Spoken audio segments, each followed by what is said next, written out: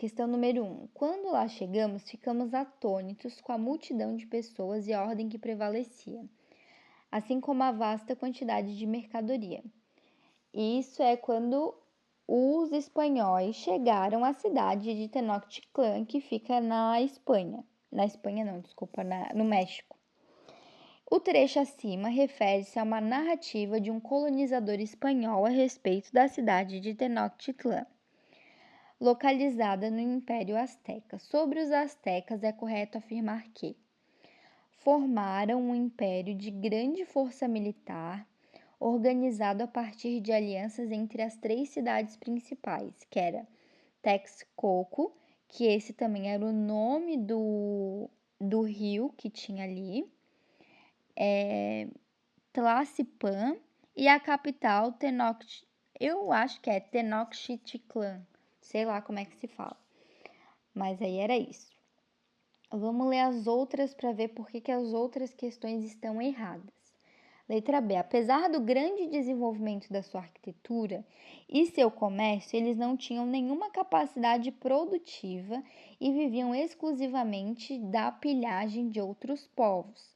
Tá errado. Inclusive, eles produziam até manufaturas, mercadorias. Eles não viviam somente do que eles adquiriam de outros povos. Os astecas tinham um comércio local e eles também produziam manufaturas, né? Então, por isso que tá errada a letra B. A letra C. Viviam nos Andes. Já tá errada aí. Quem vivia nos Andes eram os povos incas. Os astecas ou mexicas viviam no México. Daí tá falando de uma região montanhosa, rica em ouro e prata, minérios, negociados com os portugueses em suas grandes cidades. Não. Quem vivia nos Andes vão ser os incas, o próximo povo que a gente vai estudar. Letra D. Não conheciam as técnicas de sistema de irrigação e a sua agricultura era pobre e pouco diversificada. Claro que eles conheciam as técnicas de irrigação. Todos os povos mesoamericanos, maias, incas e astecas, eles sabiam muito da tecnologia de agricultura. Eles faziam os canais e os diques e aquedutos justamente para poder fazer irrigação e conseguir água potável dos rios. Por eles não terem terras cultivadas, os astecas, o que acontece? Eles botavam aquela madeira e em cima da madeira botava terra fértil e fazia agricultura de legumes e de flores. Então, eles tinham sim um vasto conhecimento da agricultura. Letra E. Seu vasto domínio sobre a domesticação de animais, principalmente dos cavalos, permitiu-lhes retardar por muitos anos o domínio espanhol. Não tinha domesticação de animais e muito menos cavalos lá. Tanto é que tinha pessoas, como eu havia explicado, que levavam as mercadorias numa madeira nas costas. Então, não tinha isso de cavalo. E isso também não conseguiu retardar por muitos anos o domínio espanhol. Os espanhóis chegaram e basicamente já dominaram os astecas, tá?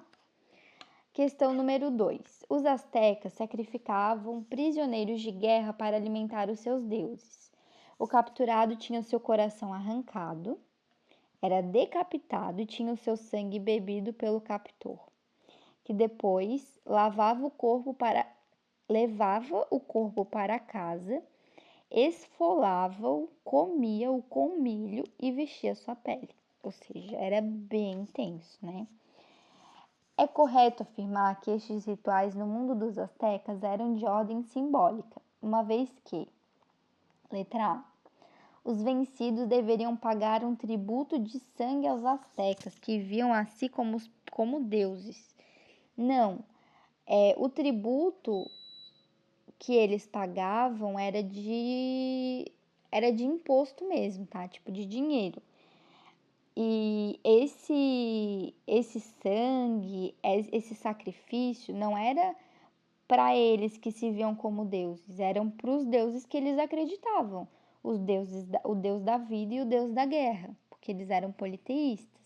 Eles acreditavam que o Império Azteca só ia continuar existindo e prosperando se eles fizessem esses sacrifícios para os deuses, tá? Letra B. Os sacerdotes astecas exigiam oferendas de sangue para que não faltasse alimento em seus templos. Como eu disse, as oferendas de sangue não é porque faltava alimento, tinha alimento suficiente para a população. Essas oferendas eram justamente para os deuses. Letra C. Um grande número de sacrifícios representava um reforço do abastecimento alimentar, evitando a carestia. Novamente, eles tinham comida suficiente, não era por falta de comida, não era por questão de sobrevivência. Era uma questão espiritual, simbólica e religiosa. Letra D. O captor do prisioneiro se vingava do inimigo, comendo as suas carnes e vestindo a sua pele.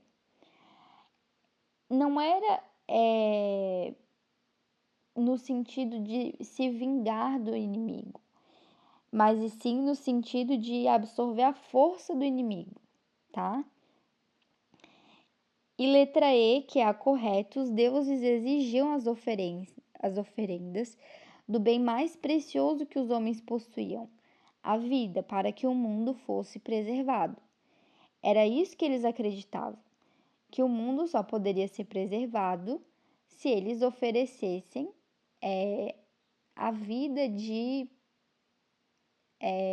outros homens para os seus deuses, tá? Número 3. Quando os espanhóis chegaram à cidade de Tenochtitlan, no início do século XVI, ficaram maravilhados com a cidade. O conquistador Hernán Cortés relatou em carta ao rei e à rainha espanhóis que não havia na Espanha uma cidade tão bela como a capital azteca. Considere essa informação e, com base em seus estudos, cite duas características dos astecas que podem ter causado tal impressão entre os espanhóis. Aí o que eu coloquei ali uma das características era o desenvolvimento urbano e arquitetônico. Na cidade asteca de Tenochtitlan, tinham vários templos, palácios, mercados e tudo eram conectados por pontes e canais. Então era um grande desenvolvimento arquitetônico muito melhor e muito mais bonito do que lá na Espanha. Segunda causa era a organização econômica e social extremamente sofisticada dos astecas. Cada um tinha a sua função muito bem estabelecida e eles tinham leis que funcionavam, tributos que eram pagos para poder manter a cidade da maneira que estava. Então, essas são as duas razões